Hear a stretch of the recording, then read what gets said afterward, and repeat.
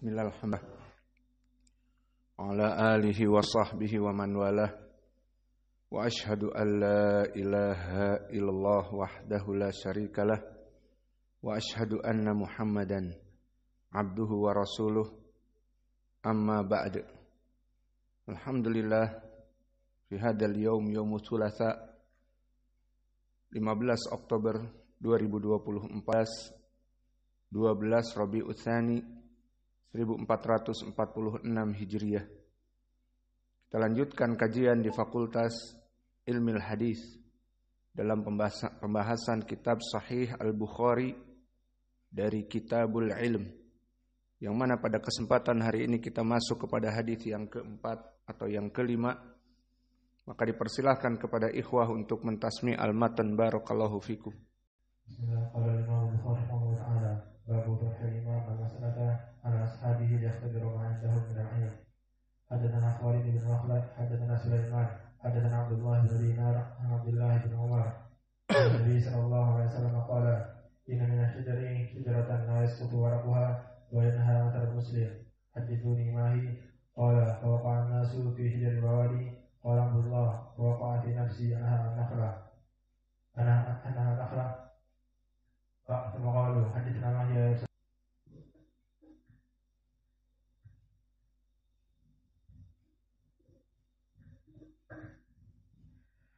بسم الله. قال الإمام البخاري رحمه الله حدثنا خالد بن مخلد حدثنا سليمان حدثنا عبد الله بن دينار عن ابن عمر رضي الله عنهما عن النبي صلى الله عليه وسلم قال إن من الشجر شجرة لا يسقط ورقها وإنها مثل المسلم.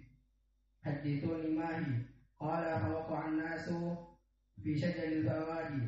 قال عبد الله فوقع في نفسي هي النخلة. قال ثم قالوا حدثنا ما هي يا رسول الله. قال هي النخلة. Bismillah. Qala al-Bukhari rahimahullahu ta'ala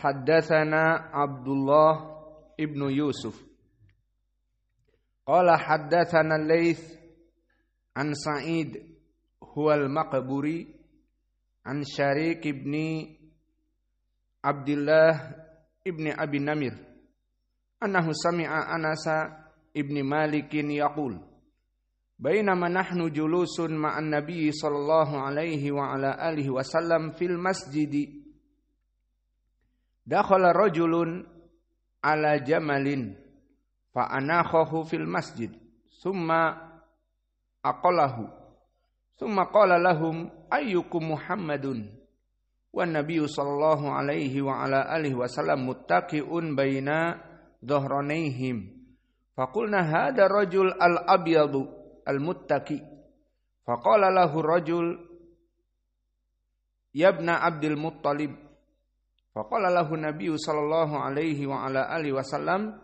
qad faqala ar-rajul li nabi sallallahu alaihi wa ala alihi wasallam inni sa'iluka famushaddidun alaika fil mas'alah fala tajid alayya fi nafsik faqala sal amma badalak faqala as'aluka bi rabbika wa rabbi man qablaka Allah arsalaka ilan nas kullihim faqala Allahumma na'am qala anshuduka billahi Allah amaraka an tusalliya as-salawatil khamsa fil yawm wal lailah qala Allahumma na'am qala anshuduka billahi Allah amaraka an tasuma hadha syahr minas sanah qala Allahumma na'am qala anshuduka billahi Allah amaraka an ta'khudha hadhihi sadaqah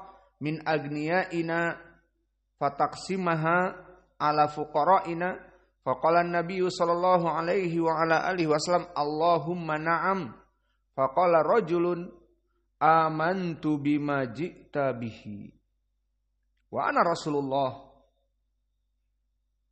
man wara'i min qaumi wa ana Dimam ibnu Sa'labah akhu bani Sa'ad ibni Bakr. Warawahu Musa ibnu Ismail wa Ali ibni Abdul Hamid an Sulaiman ibn al-Mughirah an Sabit an Anas ibn Malik an Nabi sallallahu alaihi wa ala alihi wasallam bihada.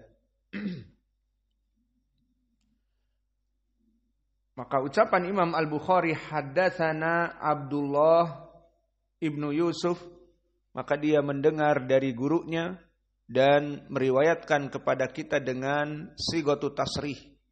Dan sigatu tasrih di sini haddatsana menunjukkan bahwa Al-Bukhari mendengar dari gurunya. Lalu siapa Abdullah ibnu Yusuf? Abdullah ibnu Yusuf di sini At-Tinnisi, dan Tinnis suatu daerah di Mesir zaman dulu. Maka dia Al-Misri. Maka dia asalnya Ad-Dimashqi. Maka asalnya orang Suria dari Dimask. Kemudian belajar dan mengajar di Mesir, di Tinnis. Maka akhirnya menjadi At-Tinnisi Al-Misri. Wa huwa asluhu min Dimashq. Nazala Tinnis au Misr. Maka inilah dari para muhaddisin yang mana dia asalnya dari daerah tertentu kemudian tinggal di daerah tertentu. Seperti contohnya Ma'mar Ibnu Rashid Al-Azdi. Fanaqul Basrah al-asl. Al-Azdi dari Basrah, maka dia orang Irak. Nazilul Yaman. Namun setelah itu dia tinggal di Yaman untuk mengajar. Dan begitu pun saudara kita Asy-Syaikh Muhammad Muflih Al-Hadrami, maka dia Hadramil asl. Asalnya orang Yaman dari Hadramaut, dari Syihr. Dulu kita belajar bersama dan dia murid Syekh Mukbil juga. Kemudian sekarang dia berdakwah di Indonesia dengan diikat 2 istri di Indonesia, maka dia menjadi orang Indonesia. Dan hidup di antara kita, maka dia Nazilu Andalusia. Seperti itu. Maka beliau hafizahullah kebalikan dari kita. Kita menikah dengan orang Yaman, dia orang Yaman menikah dengan orang Indonesia. Dan Abdullah ibnu Yusuf At-Tinnisi Al-Misri, dia di Tabaqah Kibar Al-Ashirah. Dan Kibar Al-Ashirah, kibar dari gurunya Imam Al-Bukhari. Yang mana mereka kebanyakan mengambil dari itba'ut tabi'in saja. Dan tidak pernah bertemu dengan para tabi'in. Guru-guru mereka adalah para itba'ut tabi'in. Lalu mereka orang-orang yang hidup di tabaqah yang ke-10 apakah dari kurun al-mufaddalah? Al-jawab la. Telah keluar dari kurun al-mufaddalah. Maka mereka bukan itba'ut tabi'in lagi. Siapa di antara mereka dari guru-guru Imam Al-Bukhari seperti Abdullah ibnu Yusuf dan Imam Ahmad dan Musaddad ibnu Musarhad ibnu Musarbal ibnu Mustawrad dan juga Abul Yaman Al-Hakam ibnu Nafi' dan juga Al-Bundar. Siapa yang digelari Al-Bundar? Usama harus tahu, karena kamu juga bundar. Tahu? Muhammad ibnu Bashar. Dilakobi bundar bukan karena the circle. Karena bundar maknanya the circle. Yang bundar, yang bulat. Tapi bundar, gelarnya maknanya dia orang yang sangat kuat ilmu hadisnya. Sangat kuat hafalannya, dinamakan bundar. Adapun di Indonesia ada orang yang dinamai bundar, kebanyakan orang yang obesitas, orang yang dia itu gemuk. Adapun rawi ini barakallahu fikum, dia di atas derajat thiqah. Cukuplah dia min asbatin nas fil muwatta. Maka dia orang yang paling kuat periwayatannya dari Imam Malik dari kitab Muwatta. Imam Malik indahu kitab Al-Muwatta, kitabun azim. Sampai Imam Asy-Syafi'i muridnya Imam Malik qala lam ajid adimis sama asahhu kitaban min kitab Malik. Aku tidak mendapati kitab yang lebih sahih daripada kitab Malik. Ucapan itu benar apa tidak? Ayo, kita soal jawab seperti Nabi dulu. Seperti bab yang kalian tadi setor. Soal jawab. Benar apa tidak? Benar. Kan kita punya Sahih Al-Bukhari dan Muslim. Kayak benar. Karena Al-Bukhari lam yalid. Bagaimana jawabnya? Benar enggak ucapan Imam Asy-Syafi'i? Benar. Lalu bagaimana dengan Imam Al-Bukhari dan Muslim? Kitabnya kan lebih kuat daripada kitab Muwatta. Karena ketika itu Al-Bukhari belum ada. Baik, ucap pada saat itu karena Imam Al-Bukhari belum lahir. Maka Imam Asy-Syafi'i dengan Imam Al-Bukhari beda 2 kurun. Imam Al-Bukhari di Tabaqah yang ke-11, Imam Asy-Syafi'i di Tabaqah yang ke-9, dia termasuk dari Qurun Al-Mufaddalah. Dari Itba'ut Tabi'in yang kecil. Maka di saat dia melihat kitab Muwatta, maka dia berkata, lam ajid tahta adimis sama asahu kitaban min kitab Malik. Aku tidak mendapati kitab yang paling kuat kecuali kitab Imam Malik Ibnu Anas. Maka ini ucapan benar. Karena pada saat itu Imam Al-Bukhari dan Muslim belum ada. Sehingga yang ada kitab Muwatta. Maka Muhammad Ibnu Yusuf atau rawi kita Abdullah Ibnu Yusuf At-Tinnisi Al-Misri termasuk dari orang-orang yang meriwayatkan Muwatta dalam keadaan paling kuat. Maka Imam Abu Hatim mengatakan huwa awsaq min Marwan at-Tatri wa huwa thiqah. Maka ini adalah pentausikan dia thiqah dan tausik nisbi dengan yang lainnya. Dan berkata Ibnu Adi, huwa saduq la ba'sa bihi wal Bukhari ma'a syiddati istiqsa'ihi i'tamada alaihi fi Malik wa ghairihi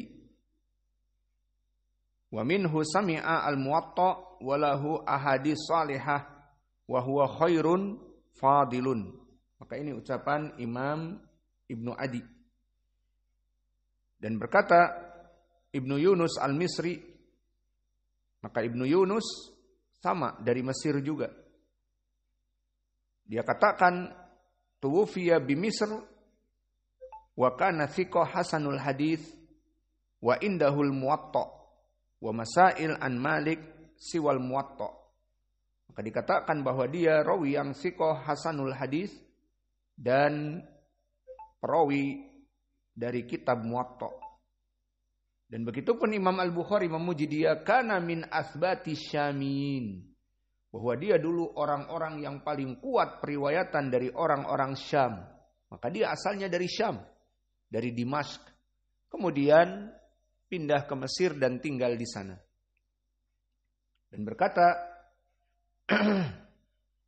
Yahya Ibnu Ma'in, awsakin nas fil Muwatta al-Qanabi summa Abdullah ibni Yusuf.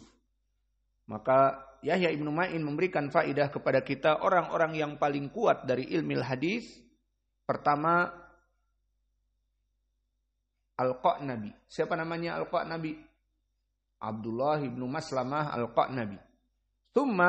Kemudian dan summa yufidu tartib. Maka ranking yang kedua adalah Abdullah ibnu Yusuf.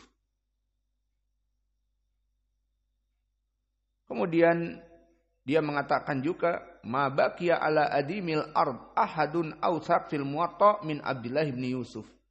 Maka kemudian setelah itu tidak ada manusia setelah meninggalnya Al-Qanabi yang paling kuat periwayatan dari Muwatta kecuali Abdullah ibnu Yusuf.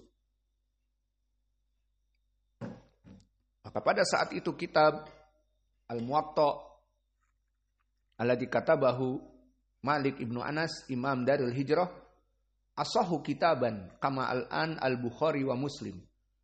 Maka siapa yang meriwayatkan paling kuat dari Muwatta menjadi terkenal dan menjadi hujjah yang kuat.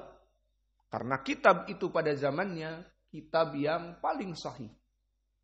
Dan sekarang Imam Al-Bukhari dan Muslim lebih sahih. Maka orang-orang yang meriwayatkan dari Al-Bukhari dan Muslim juga menjadi terkenal. Seperti Al-Firabri yang meriwayatkan dari Imam Al-Bukhari dan yang lainnya. Kemudian berkata Al-Bukhari, haddatsana Laits, meriwayatkan dari gurunya Abdullah bin Yusuf At-Tinnisi, berkata haddatsana Laits, sama dengan lafaz tahdits yang sharih, menunjukkan Abdullah bin Yusuf At-Tinnisi mendengar dari gurunya Laits ibnu Sa'ad. Dan Laits ibnu Sa'ad Abul Harith Al-Misri juga. Idan as-sanad Laits ibnu Sa'ad Al-Misri dan muridnya Abdullah ibnu Yusuf, meskipun asalnya dari Dimashq namun nazilul Misr. Dia tinggal di Mesir setelah itu. Dan Laits ibnu Sa'ad ash fi tabaqah as-sabi'ah. Dia hidup di tabaqah yang ketujuh. Dan tabaqah yang ketujuh adalah gembongnya dari itba'ut tabi'in. Maka di sini meriwayatkan Abdullah ibnu Yusuf At-Tinnisi dari gembong itba'ut tabi'in. Berarti masuk kepada qurun al-mufaddalah. Di tabaqah yang ketujuh.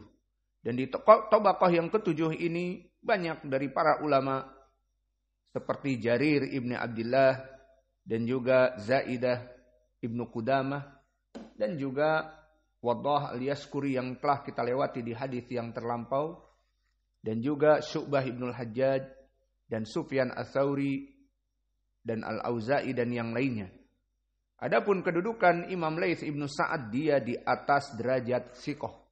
Maka tadi Abdullah ibnu Yusuf imam dan juga di sini Laits ibnu Sa'ad juga imam di atas derajat thiqah. Maka berkata Imam Ahmad, thiqatun sabtun, bahwa dia adalah orang yang thiqah dan kukuh sekali hadisnya. Tadi ucapan Imam Ahmad. Dan berkata Yahya ibnu Ma'in, temannya Imam Ahmad, Al-Laits ibnu Sa'id athbat man rawa an Sa'id al-Maqburi. Lihat di sini. Yahya ibnu Sa'id mengatakan orang paling kuat periwayatan dari Sa'id al-Maqburi. Dan lihat di sini sanadnya. Siapa setelah Laits? Sa'id al-Maqburi.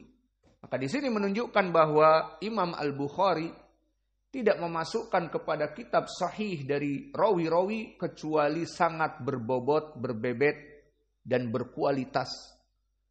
Tidak meriwayatkan dari Abdullah ibnu Yusuf At-Tinnisi yang paling kuat periwayatan dari Muwatta. Meriwayatkan dari Laits, dan Laits tidak meriwayatkan kecuali dari Sa'id al-Maqburi, orang yang paling kuat periwayatannya. Maka itulah kekuatan sahih Al-Bukhari. Maka Laits ibnu Sa'ad pun meriwayatkan dari sanadnya di sini Sa'id ibnu Abi Sa'id al-Maqburi. Maka ini nas dari Yahya ibnu Ma'in bahwa Laits ibnu Sa'ad orang terkuat dari Sa'id ibnu Abi Sa'id al-Maqburi. Dan Imam Abu Zur'ah serta Imam Asy-Syafi'i mengatakan afqah min Malik, bahwa Laits ibnu Sa'ad lebih faqih daripada Imam Malik. Walakin kanat al-hadwah li Malik, namun keberuntungan berada di Imam Malik. Maka lihat gambarannya seperti ini. Imam Malik mengajar di Madinah. Dan Laits ibnu Sa'ad dari ulama ahli Mesir. Dan Laits ibnu Sa'ad dijadikan oleh Allah hujjah. Dia mengajar dan waktu-waktunya dipakai untuk bisnis, tender. Bisnisnya ekspor impor. Tidak sembarangan, mempunyai 9 armada kapal-kapal untuk ekspor impor. Dari Mesir ke Hijaz. Dari Mesir ke Makkah, ke Madinah, dan ke berbagai negeri Eropa lainnya dengan perahu-perahunya. maka dia menjadi miliarder dari para muhaddisin. Laits ibnu Sa'ad. Maka dia belajar ilmu hadis dan mengajar. Laits ibnu Sa'ad ini. Namun dia menyebarkan ilmu juga berbisnis. Dan tidak tanggung-tanggung miliarder dari muhaddisin. Dan selain miliarder, dia juga orang yang sangat dermawan. Maka banyak di kisah-kisahnya bagaimana dia membiayai hidup Imam Malik. Maka Malik dikatakan oleh Laits temannya, "Wahai Imam Malik, kamu mengajar saja. Ilmu kamu itu sangat jarang." Maka orang-orang yang ahli dalam ilmu, maka lebih pantas agar dia mengajar. Karena sangat dibutuhkan. 1000 dari 1 orang seperti ini. Kalau semua orang muslim yang dulu menuntut ilmu belajar kemudian semuanya jualan, maka bagaimana manusia membutuhkan ilmu dari orang tersebut? Maka orang-orang yang jarang seperti ini, 1 dari 1000 misalnya, maka disuruh untuk mengajar lebih baik. Maka dulu Imam Malik mengajar dan dia free of charge, gratisan, tidak mengambil uang untuk hasil pengajaran dan tidak mensyaratkan murid-muridnya untuk membayar uang bangunan ataupun SPP dan sebagainya. Maka dulu dia mengajar. Dan Allah yang maha adil dari rizki, maka orang-orang yang ikhlas mengajar tanpa syarat dan tanpa biaya, Allah berikan rizki agar dia bisa hidup. Dari mana dia makan, dari mana dia minum, dan dari mana istri-istrinya makan dan anak-anaknya. Maka Allah berikan orang-orang di belakang layar yang membiayai dakwah untuk hidup mereka. Dan di antaranya Imam Malik. Dan tidak tanggung-tanggung Laits ibnu Sa'ad menyuruh Imam Malik untuk mengajar saja dan jangan berpikir untuk mencari uang.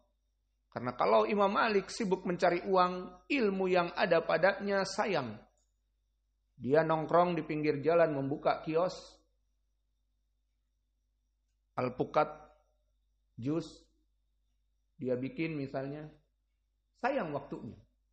Imam seperti Imam Malik yang menulis kitab Muwatta, kitab paling sahih pada zamannya, maka disayangkan kalau sibuk untuk berdagang. Maka di sini dijadikan oleh Allah rizki dari para pengajar yang ikhlas.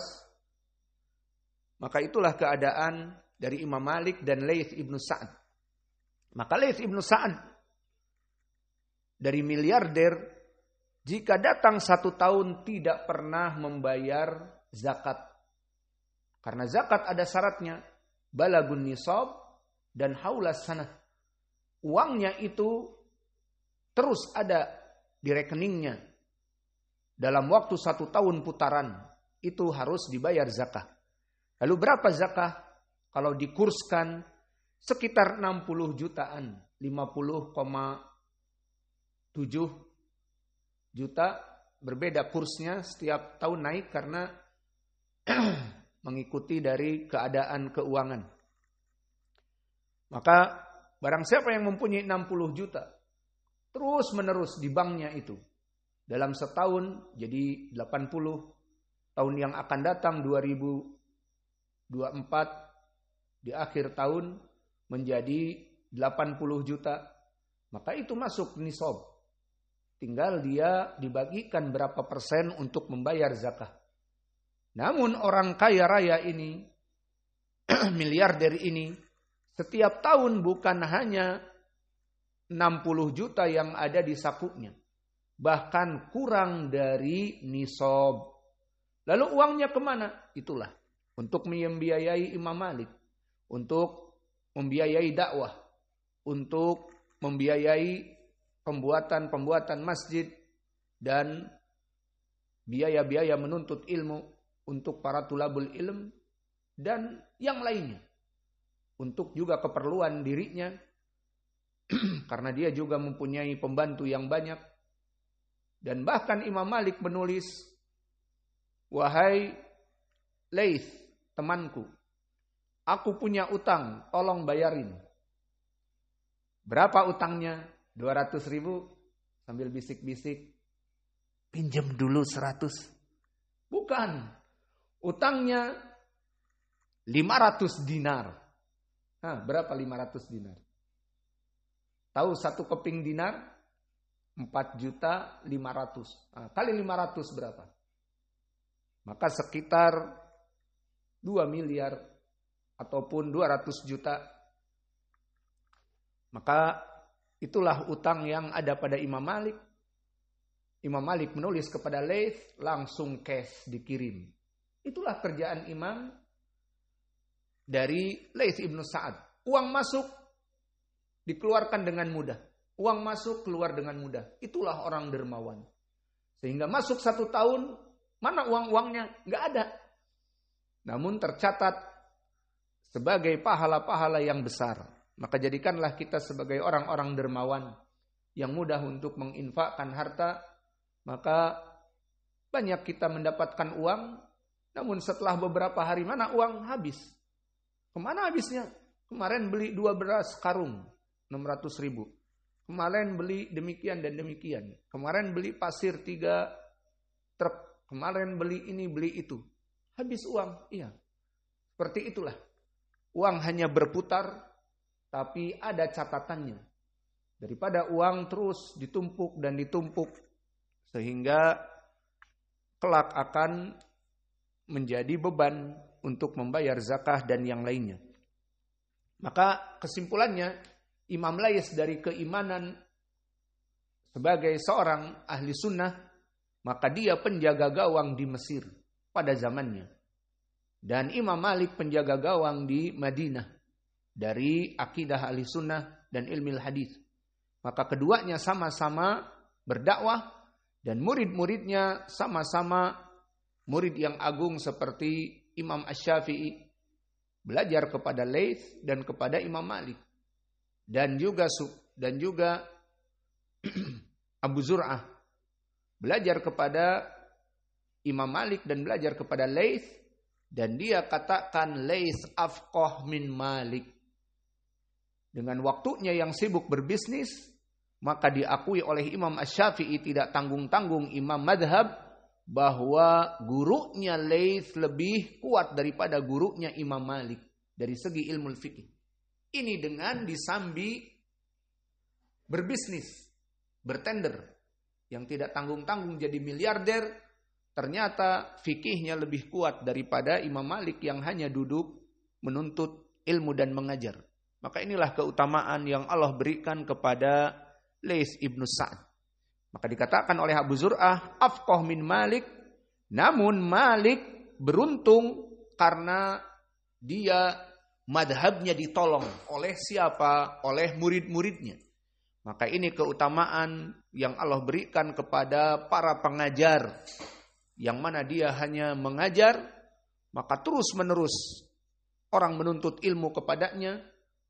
Dan terus mencatat madhab-madhab pemikirannya, dan madhab fikihnya, madhab akidahnya, dan mencatat kitab-kitabnya, dan menghafal kitab-kitabnya, seperti Syekh kami Muqbil.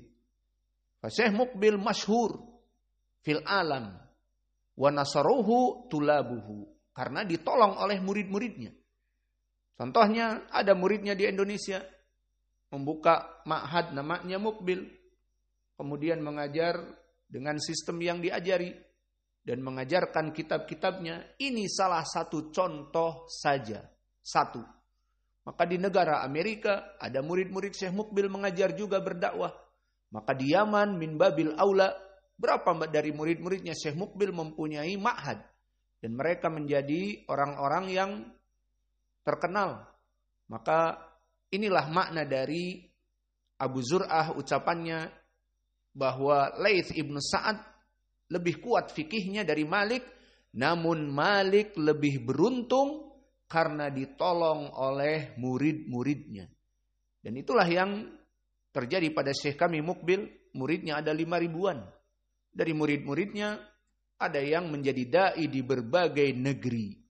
Maka dari berbagai negeri ini mereka berdakwah, mengajar, dari murid-murid Syekh Muqbil, maka ucapan dan fatwa-fatwa Syekh Muqbil tersebar di dunia. Ini dia dari keutamaan Laits ibnu Sa'ad. Dan juga berkata Asy-Syafi'i, Laits afqah min Malik illa anna ashabahu lam yaqumu bihi. Maka Laits ibnu Sa'ad itu lebih kuat fikihnya daripada Malik. Namun kenapa fikih Imam Laits tidak terkenal seperti Maliki, Syafi'i, pengikut Malik, pengikut Syafi'i, dan Imam Ahmad mempunyai madhab Al-Hambali. Kembali kepada Ahmad ibnu Hambal, berarti Hambali, pengikut Ahmad bin Hambal. Mana Al-Laitsi, pengikut Laits ibnu Sa'ad? Tidak ada. Karena dia sibuk dengan bisnisnya, maka dia mengajar dalam waktu-waktu tertentu, meskipun dia setiap mengajar pun kuat ilmunya, namun murid-muridnya mungkin sedikit, kebanyakan murid-muridnya pedagang seperti dia, sehingga tidak menolong madhabnya. Adapun Imam Malik, muridnya banyak, dan mengajar terus-menerus, dan tulisan karyanya banyak, Muwatta terutama, sehingga terkenal di dunia. Murid-muridnya banyak. Itulah maknanya. Dan keutamaan Laits, kata Asy-Syafi'i, Al-Laits atba lil athar min Malik. Ini juga keutamaan. Bahwa Laits itu lebih mengikuti sunnah-sunnah daripada Imam Malik. Maka orang-orang yang menghidupkan sunnah, di mana di zaman manusia mematikannya karena kejahilan. Seperti alhamdulillah di masjid kita ada adzan awal. Jazahullahu khair kepada Abu Sultan yang adzan awal, dan Abdurrahman juga tidak terlambat. Cuman di WC terlalu lama, jadi terlambat. Maka adzan awal. Kita di sini mengutamakan adzan awal. Dan antum tahu bagaimana kita setiap selesai salat Isya, siapa yang adzan nanti? Ihtimam, mementingkan. Dan bahkan yang terlambat dipukul. Kenapa? Karena kita ingin menghidupkan sunnah ini terus menerus. Kita ini bagaikan penjaga gawang dari sunnah. Karena ini adalah perkara yang agung. Yang dihilangkan karena kebodohan kaum muslimin. Maka para marbot bangun jam 4. Antum dengar, para marbot di mana-mana bangun. Namun mereka kenapa tidak mau adzan? Padahal di hadis yang jelas, yang muttafaqun alaih banyak dari berbagai sahabat. Dari Aisyah, dari Ibnu Abbas, dari Abi Hurairah. Inna li Rasulillah SAW muadzinan. Nabi mempunyai 2 muadzin fajr. Bilal dan Ibnu Ummi Maktum. Yang mana Bilal yu'adzin bil-lail. Bilal adzan di adzan awal, membangunkan manusia. Bukan menyetel Bilal kemudian misalnya naik ke atas baca Quran. Karena dulu belum ada nyetel-nyetel Quran, belum ada. Tapi bisanya baca Quran. Maka apakah Bilal naik ke atap masjid baca Quran? Iya, tidak ada. Tetapi adzan, melantunkan adzan. Maka di sini kita sangat keras kepada kalian, siapa yang tidak bangun dan siapa yang tidak adzan dipukul, karena kita ingin menjaga sunnah ini. Dan hanya masjid ini yang ada di sekitar kita yang melaksanakan adzan awal. Maka apakah kita mau ikut-ikutan dengan mereka? Misalnya Usamah, nanti jam 4 nyalakan Al-Afasi, taib. Surat At-Taubah. Bara'atum minallahi wa rasulihi ila akhir misalnya. Terus setengah jam. Dan nanti setelah menjelang fajar ganti Usamah ya. Dengan apa? Allahumma salli wa sallim alaik ya Rasulullah. Ini mana syariatnya? Salawatan dan juga Al-Quran. Di hadis disebutkan Bilal yu'adzin bilail. Bilal itu adzan di adzan pertama. Maka jazahumullahu khair kepada para santri dan Abu Sultan yang adzan awal. Maka kita menghidupkan sunnah di sini, penjaga gawang sunnah. Maka kita akan dicatat oleh Allah bahwa kita ini para penjaga gawang sunnah dan sunnah salat dengan sandal. Meskipun di sana mengatakan bid'ah ataupun apa saja, maka kita tidak peduli. Karena Nabi mengatakan, "Shallu fi ni'alikum khaliful yahud." Salatlah dengan sandal-sandal kalian menyelisihi orang Yahud dan Nasara. Dan hadis yang lain Abi Sa'id Al-Khudri dikeluarkan oleh Imam Ahmad dan yang lainnya, berkata Abu Sa'id, "Kunna nusolli khalfa Rasulillah sallallahu alaihi wasallam bini alina." Dulu kami salat di belakang Nabi, salat Nabi dengan sandal, kami pun dengan sandal. Semua para sahabat salat dengan sandal. Maka ini yang mengatakan, wah di masjid salat dengan sandal dan seterusnya. Alhamdulillah kita mengikuti sunnah. Maka setelah itu Abu Sa'id mengatakan, kemudian kami melihat waktu salat Nabi melempar sandalnya. Dan kami pun melempar sandal-sandal kami. Lihat bagaimana ittiba. Nabi salat dengan sandal, para sahabat salat. Nabi melempar sandal waktu salat, melempar. Kemudian setelah itu, di hadis yang sahih ini, Nabi bertanya setelah selesai, "Kenapa kalian melempar sandal-sandal kalian di saat aku melempar sandal di sedang salat?" Apa kata para sahabat? Ittiba, mengikuti sunnah Nabi. Aku melihat kamu menggunakan salat dengan sandal, kami pun mengikuti kamu. Dan di saat kamu melempar sandal, kami pun melemparnya di tengah salat. Ikut Nabi, ikut sunnah. Apa kata Nabi? Sesungguhnya Jibril datang kepadaku, fayukhbiruni fa inna fi na'li qadarah, bahwa di sandalku ada najis yang belum sempat aku bersihkan. Maka tidak boleh salat dengan adanya najis. Maka di saat Jibril memberitahu, Muhammad, di sandal kamu ada najis, Nabi Muhammad melemparnya ke sebelah kiri. Para sahabat yang ittiba mengikuti Nabi, Nabi salat dengan sandal, ikut salat dengan sandal. Nabi meninggalkan sandalnya, dilempar ke kiri, maka mereka pun melemparnya. Maka lihat, para sahabat dulu mereka ittiba mengikuti Nabi. Maka salat dengan sandal adalah sunnah dari ucapan Nabi, "Shallu fi ni'alikum khaliful yahud." Salatlah dengan sandal kalian selisihi al-Yahud dan Nasara. Maka mereka yang mengatakan bukan dari sunnah ataupun ingkar kepada kita yang melaksanakan hidupkan sunnah, ini adalah kemuliaan bagi kita. Karena kita mengikuti sunnah yang dimatikan oleh manusia. Kemudian di hadis tadi, Abi Sa'id Al-Khudri, Nabi salat dengan sandal dan para sahabat semua salat dengan sandal. Di saat Nabi melemparkan sandalnya, para sahabat melemparkan sandalnya. Ittiba, mengikuti Nabi. Maka inilah Laits ibnu Sa'ad. Dulu dia, kata Imam Asy-Syafi'i, lihat Imam Syafi'i murid yang cerdas. Laits banyak menghidupkan sunnah-sunnah. Lebih baik daripada Imam Malik. Sama-sama imam. Namun Laits yang sibuk dengan bisnisnya, dia menyempatkan, oh ini sunnah hidupkan, oh ini sunnah hidupkan. Dan Imam Malik yang mengajar di masjid, dinilai oleh Imam Asy-Syafi'i, Laits lebih unggul dari menghidupkan sunnah.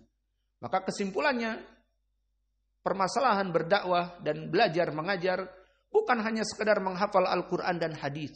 Tapi mana jiwa-jiwa kalian ngaku-ngaku sunnah, tapi tidak menghidupkan sunnah? Mana pengakuan kalian, kita ahli sunnah, tapi gaul dengan bukan ahli sunnah? Kalian mengatakan ahli sunnah, tapi tidak mau belajar dengan ahli sunnah. Nongkrong dengan orang awam, ataupun belajar dengan yang bukan dari ahli sunnah. Maka permasalahan pengakuan seperti ini perlu dipertanyakan. Maka dulu, Laits ibnu Sa'ad mengaku ahli sunnah, dia hidupkan athar-athar sunnah-sunnah semampunya, padahal dia bisnismen. Bukan seperti Imam Malik, pengajar. Maka inilah keutamaan dari Laits. Kemudian meriwayatkan dari Sa'id wa huwa al-Maqburi. Maka Sa'id di sini Sa'id ibnu Abi Sa'id, bapaknya namanya Kaisan, maka Sa'id ibnu Kaisan atau Sa'id ibnu Abi Sa'id, dan dia Al-Madani. Maka dari sini pindah as-sanad dari orang-orang Mesir kepada Ahlul Madinah. Maka dia Al-Madani Al-Laitsi. Dan dia hidup di tabaqah yang ketiga. Lihat bagaimana sanadnya Imam Al-Bukhari, termasuk sanad yang tinggi. Pertama dia dari gurunya Abdullah bin Yusuf, tabaqah yang ke-10.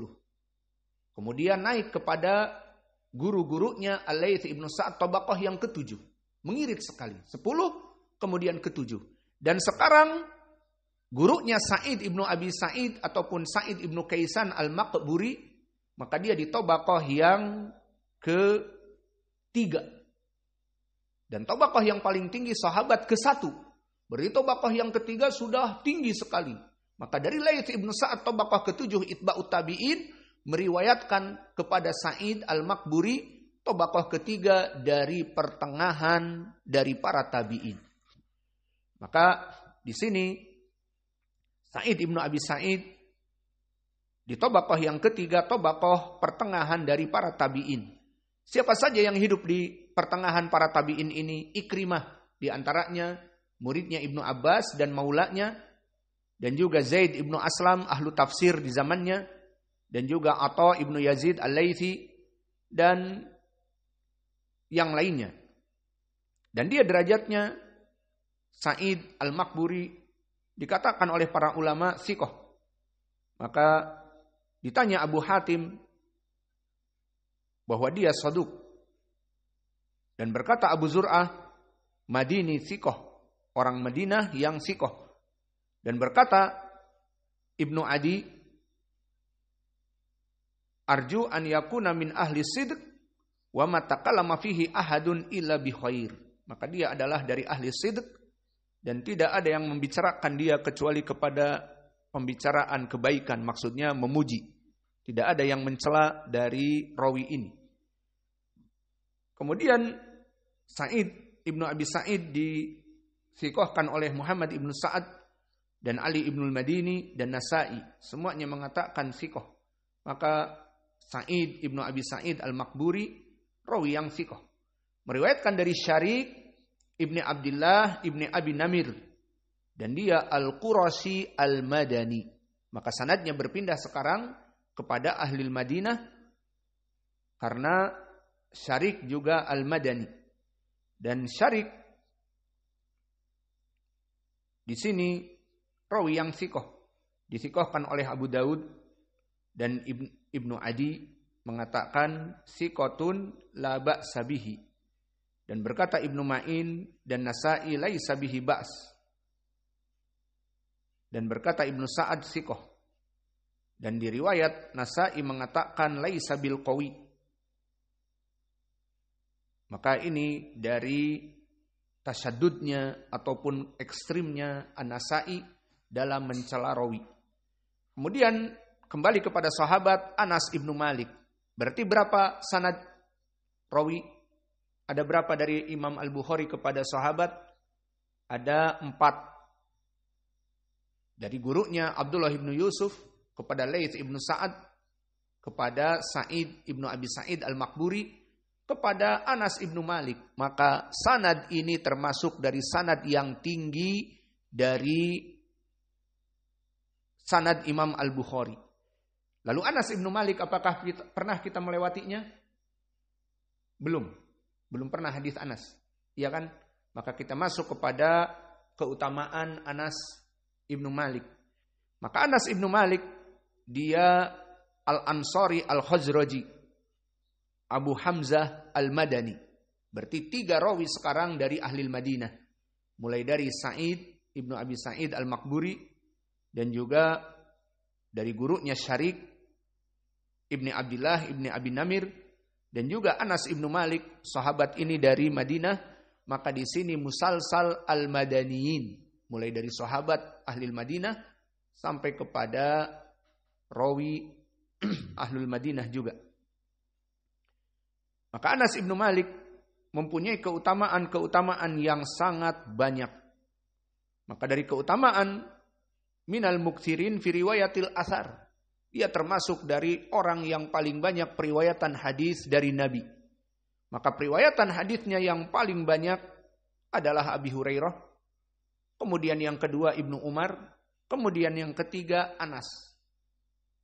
Minal muksirin fi riwayatil athar Abu Hurairah, tsumma yalihi Ibnu Umar, Anasun. Maka yang pertama Abu Hurairah, kemudian Abdullah ibnu Umar, kemudian Anas. Maka Anas adalah orang yang ketiga yang paling banyak periwayatan hadis dari Nabi. Dan Anas ini hafalannya sekitar 2286 hadis. Maka dialah ranking ketiga setelah Abu Hurairah dan Ibnu Umar.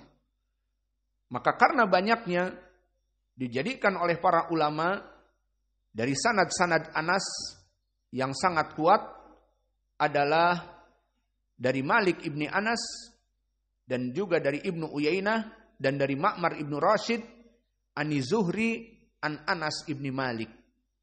Maka lihat dari sanad yang paling kuat yang ada di Sahih Al-Bukhari dari jalan Malik atau Ibnu Uyainah atau Ma'mar, ketiganya meriwayatkan dari Az-Zuhri dari Anas. Dan jalan yang lain dari jalan Qatadah dari Anas. Dan muridnya dari Qatadah siapa? Yang paling kuat Sa'id ibnu Abi Arubah. Awas, kalau tadi Sa'id ibnu Abi Sa'id Al-Maqburi, lain lagi. Dan riwayatan yang paling kuat dari murid Qatadah Sa'id ibnu Abi Arubah. Dan bukan Sa'id Al-Bandunji, lain lagi. Maka di sini dari sanad-sanad yang paling kuat dari Az-Zuhri dari Anas dan juga dari Qatadah dari Anas dan muridnya Qatadah Sa'id ibnu Abi Arubah dan juga dari jalan yang lain dari Thabit dari Anas dan murid dari Thabit seperti Hammad ibnu Salamah dan Hammad ibnu Zaid, keduanya dari Thabit dari Anas. Paham? Siapa yang bisa mengulang? 3 jalan paling kuat dari Anas. Dari tabi'i yang 3. Pertama, Az-Zuhri an Anas. Makanya dicatat. Kedua, Thabit an Anas. Ketiga, Qatadah dari Anas. Maka 3 tabi'i ini, Qatadah, Thabit, dan Imam Az-Zuhri, ketiganya paling kuat dari Anas. Dan tadi, dari Thabit yang paling kuat siapa? Hammad ibnu Salamah dan Hammad ibnu Zaid. Dan dari Qatadah tadi siapa muridnya yang paling kuat? Sa'id ibnu Abi Arubah. Dan dari Az-Zuhri siapa yang paling kuat tadi? Malik ibnu Anas dan Sufyan ibnu Uyainah. Maka ini dari murid-murid kepada Az-Zuhri dan Ma'mar ibnu Rashid juga. Dari Az-Zuhri dari Anas. Maka ini disebutkan oleh para ulama dikarenakan banyak sekali jalan-jalan Anas yang kuat. Maka itulah dari jalan tabi'i Az-Zuhri dan Qatadah dan Thabit. Semuanya para tabi'i yang agung meriwayatkan dari Anas. Dan nanti dari situ ada murid-muridnya. Maka ini sanad yang paling dicintai oleh muhadditsun datang dari Anas. Maka dari sini kita mengetahui jika ada si fulan yang mengaku-ngaku datang dari Anas. Siapa? Selain dari 3 ini. Dan dia tidak masyhur, maka bisa jadi didhaifkan riwayatannya. Dan keutamaan dari Anas ibnu Malik, dia adalah seorang pembantu. Yang mana pembantu kebanyakan jika kita dengar sekarang apa pekerjaannya pembantu, maka didengar oleh telinga perkara yang buruk. Apa pekerjaannya? Pembantu rumah tangga. Apalagi perempuan kemudian pergi ke Malaysia dan seterusnya, maka sangat buruk. Namun di sini dia pembantu Rasulullah. Diidhofahkan kepada Rasulullah suatu keagungan. Berapa manusia ingin seperti dia? Maka dia dilaqabi dengan khadimu Rasulillah, pembantu Nabi. Maka ini sangat agung. Dan keberadaan dia bisa menjadi pembantu Nabi. Apakah Nabi di saat datang ke Madinah membuka pekerjaan, dibuka lowongan pekerjaan, menjadi pembantu Nabi? Siapa yang ingin gaji sebulan bla bla bla? Tidak. Bagaimana kok bisa Anas menjadi pembantu Nabi? Dikarenakan ibunya Ummu Sulaim. Maka di hadis yang diriwayatkan oleh Imam Muslim datang Ummu Sulaim. Ya Rasulullah, hada unais sagir. Wahai Rasulullah, ini Anas kecil. Khudhu, ambil dia menjadi pembantumu. Suruh misalnya ambil apa, beli apa misalnya. Seperti di zaman now, ke pasar beli ini dan beli itu misalnya. Maka suruh Anas. Lihat bagaimana Ummu Anas mengetahui kedudukan Nabi.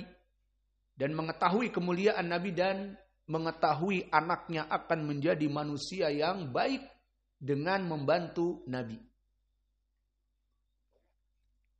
Dan kalau ditanya kenapa kok ujug-ujug Ummu Sulaim mendatangkan Anas untuk membantu, karena telah terjadi kesepakatan setelah bai'ah asy-syajarah dan bai'ah yang lainnya, kelompok Al-Ansor datang membaiat Nabi. Dan mereka mengatakan, ya Rasulullah, kami Al-Ansor dari Bani Khazraj dan Aus siap melindungimu.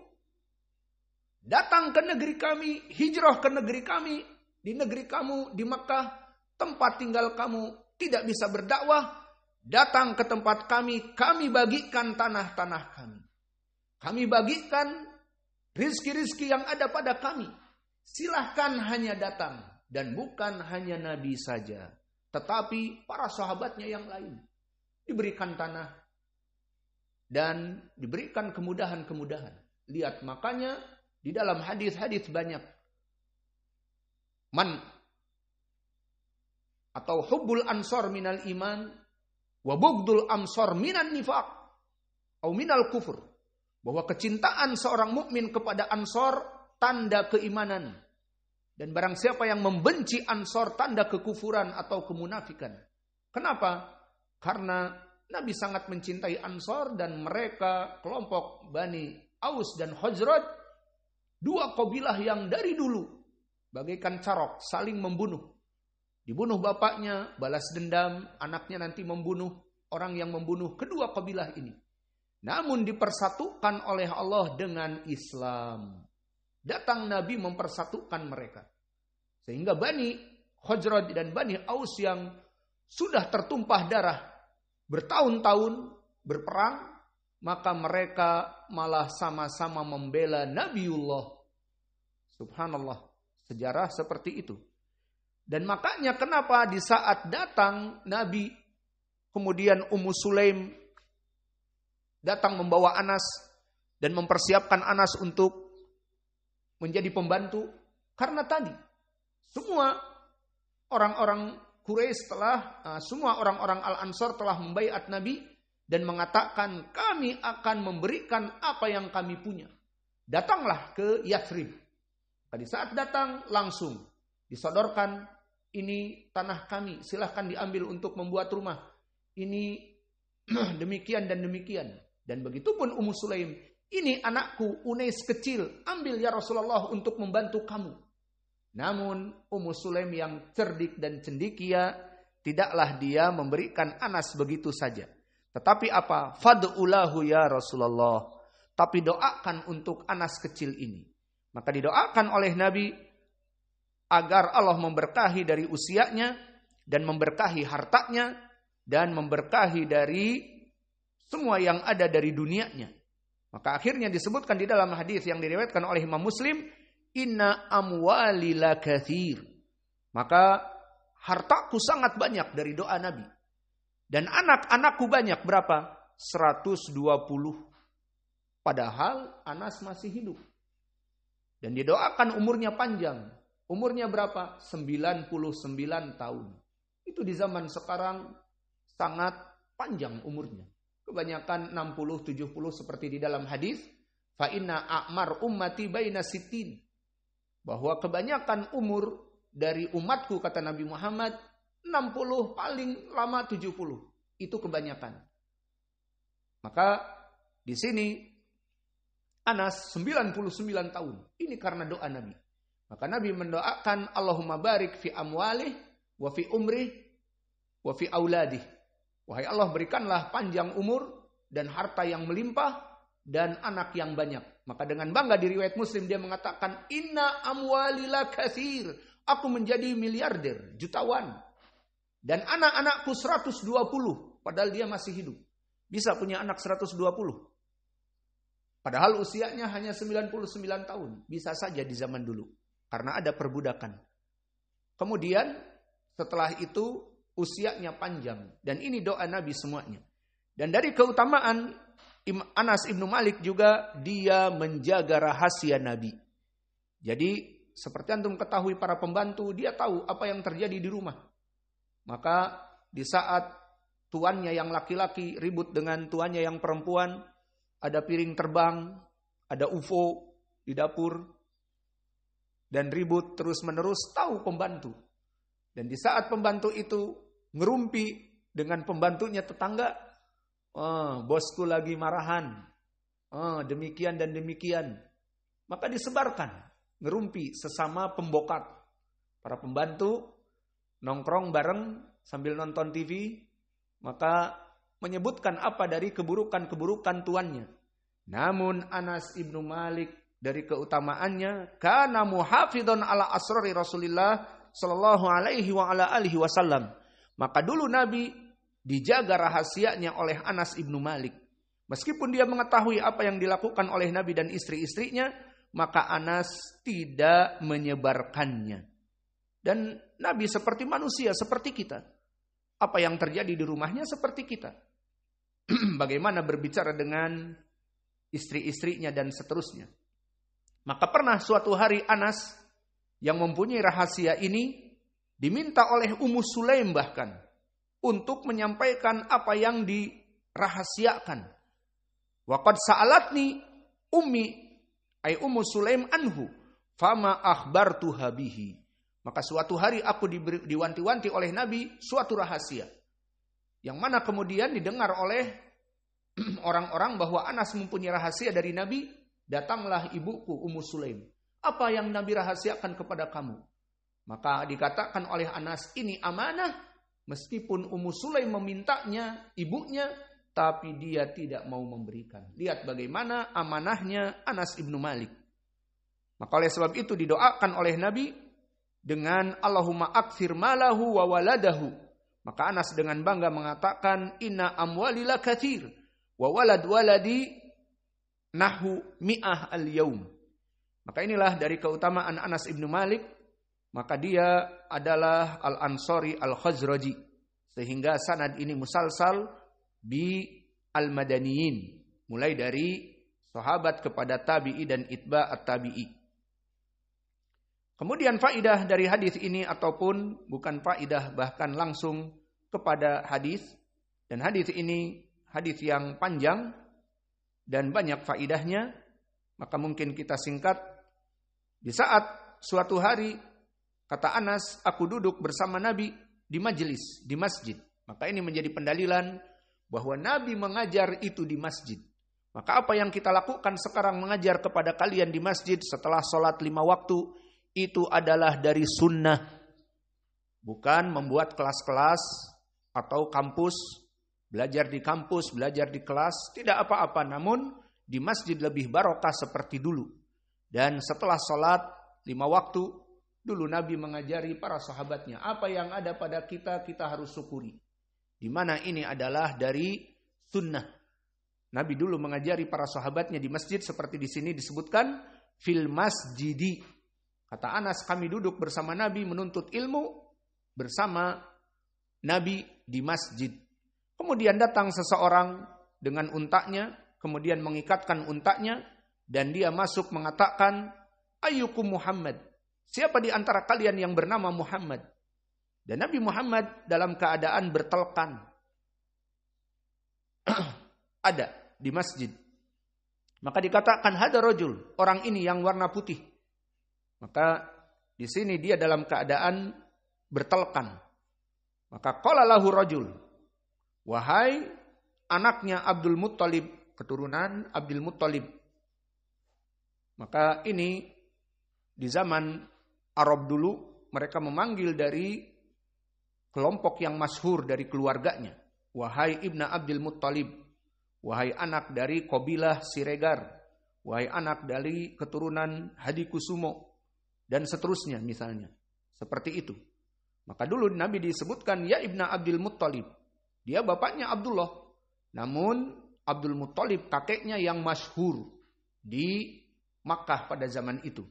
Maka wahai anak keturunan Abdul Muttalib. Faqala lahu Nabi sallallahu alaihi wasallam, qad ajabtuka.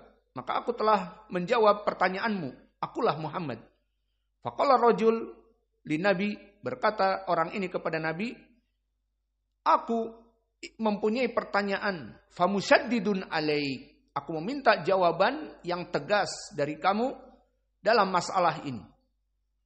Karena ada sesuatu di hatiku. Faqala sal amma badalak, maka tanyakan apa yang kamu inginkan. Faqala as'aluka bi rabbika wa rabbi man qablaka. Allah arsalaka ilan nas kullihim. Maka pertanyaan di dalam hatiku yang membutuhkan jawaban, apakah Allah yang mengutus kamu kepada seluruh manusia? Ini pertanyaan yang pertama. Allahumma na'am. Maka dijawab oleh Nabi dengan ringkas. Maka boleh menjawab pertanyaan dengan ringkas. Seperti di sini, apakah Allah yang mengutus kamu? Bukan kamu mengaku-ngaku Nabi sendiri, tetapi Allah yang mengutus kamu. Qala na'am. Maka na'am adalah jawaban yang ringkas, yang mananya tentu atau iya. Maka pertanyaan yang kedua, apakah Allah yang, kalau tadi siapa yang mengutus kamu, apakah Allah? Iya. Nah sekarang pertanyaan di belakang itu semua. Dari rukun-rukun Islam, maka dikatakan Allah amaraka an nusalliya salawatil khams fil yaum wa lailah. Allahumma na'am. Maka pertanyaan yang kedua, lalu apakah Allah yang mengutus kamu itu? Dia memerintahkan sholat 5 waktu di siang dan di malam hari. Dikatakan tentu. Qala an syuduka billah. Maka aku benar-benar bertanya kepadamu. Allah amaraka an nasuma hada syahr minas sanah. Apakah Allah yang memerintahkan kamu untuk kita ini berpuasa dalam 1 bulan di dalam 1 tahun? 1 bulan Ramadan di dalam 1 tahun? Qala Allahumma na'am. Iya, Allah yang memerintahkanku. Qala anshuduka billah. Allah amaraka an na'huda hadihi sadaqah min agniyaina fataksimaha ala fuqara'ina. Maka saya bertanya, apakah benar Allah yang memerintahkan untuk mengambil sedekah dari orang-orang yang kaya dari kita dan membagikannya kepada orang-orang yang miskin? Maka Nabi mengatakan Allahumma na'am, tentu. Faqala rajul amantu bima ji'ta bihi wa ana rasulun min warai min qaumi wa ana Dimam ibnu Sa'labah aku Bani Sa'ad ibnu Bakr. Maka setelah dia menanyakan perkara-perkara yang penting tadi, hilang di hatinya dari unek-unek. Dari mana ini orang mengajarkan puasa, mengajarkan salat, disuruh membayar zakat, dari mana? Apakah benar dari Allah yang dia meyakininya? Maka aku ingin menanyakannya. Setelah dijawab, maka dia pun bersaksi, amantu bima ji'ta bihi. Aku beriman kepada apa yang kamu diperintah padanya, maka dia masuk Islam. Namanya Dimam ibnu Sa'labah. Dan di sini dia sebagai utusan dari orang-orang yang ada di belakangnya. Kesimpulannya, di saat dakwah Nabi mulai merebak, banyak dari kabilah-kabilah Arab mendengar. Dan di antara mereka mempunyai kelompok-kelompok. Di antara mereka mempunyai pemimpin-pemimpin. Maka dari pemimpin kelompok Arab, dari kelompok tertentu, mereka rapat dan mengutus seperti Dimam diutus dari pemuka agama mereka, pemuka kabilah mereka, orang yang paling cerdas di kabilah mereka. Coba pergi ke Madinah, ke Yathrib. Katanya ada orang yang ngaku Nabi, mempunyai amalan-amalan tertentu. Coba tanyakan, apakah itu semua memang dari Robnya dia, yang dia katakan Allah, dia diutus oleh Allah? Coba. Maka Dimam utusan dari kabilah yang ada dari Arab, mungkin banyak kabilah, bukan hanya satu, tetapi mengutus satu. Maka diberikan ongkos dan diberikan biaya perjalanan dan dijadikan amanah untuk mengetahui siapa Nabi Muhammad. Maka akhirnya Dimam beriman dan dia membawa keimanannya ini disebarkan kepada kabilah-kabilah, semuanya masuk Islam di belakang Dimam ibnu Sa'labah. Maka inilah dari hadis yang bisa kita berikan di sini. Maka waktu terlalu panjang. Wa naktafi ila huna wa jazakumullahu khaira wa barakallahu fi ilmikum. Tafadhalu hafizakumullah.